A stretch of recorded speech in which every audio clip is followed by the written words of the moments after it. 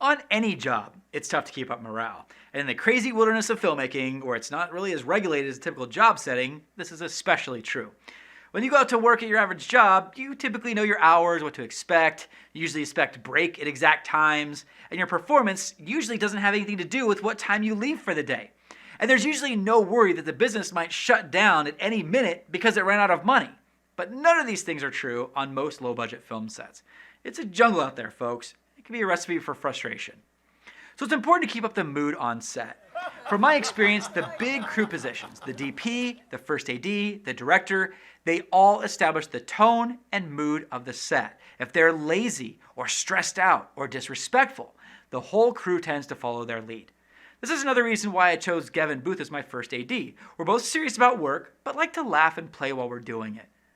On the first major day of shooting, Gavin gave a big opening speech to lay down some ground rules, and I think that really helped set a professional, but still positive tone. And the main thing is that we have a great time. This is going to be fun, man. You guys look great. This is cool. Keeping the crew well fed and rested is also important for morale, as we've talked about in this chapter.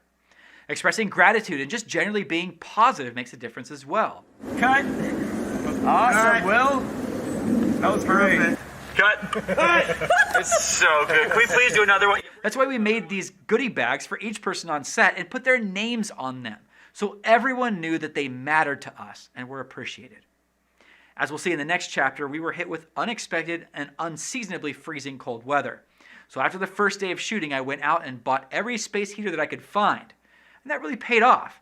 All these people that you're seeing here are actually freezing cold, as you can see between takes. But while the cameras were rolling, they did a phenomenal job acting like they weren't cold at all.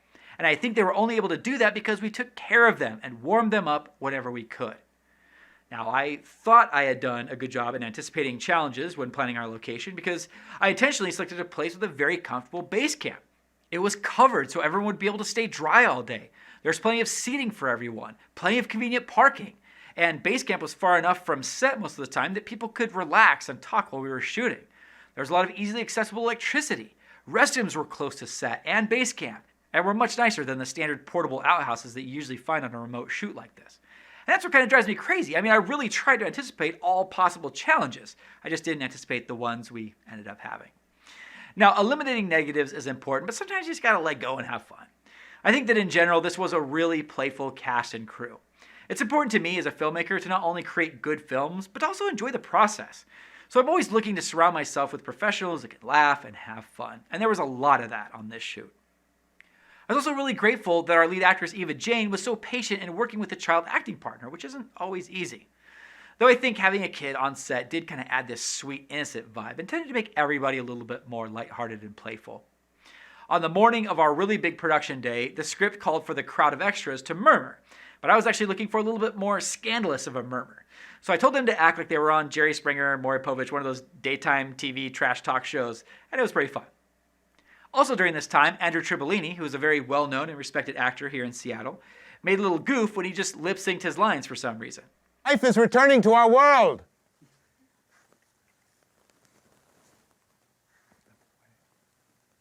Wait, keep going.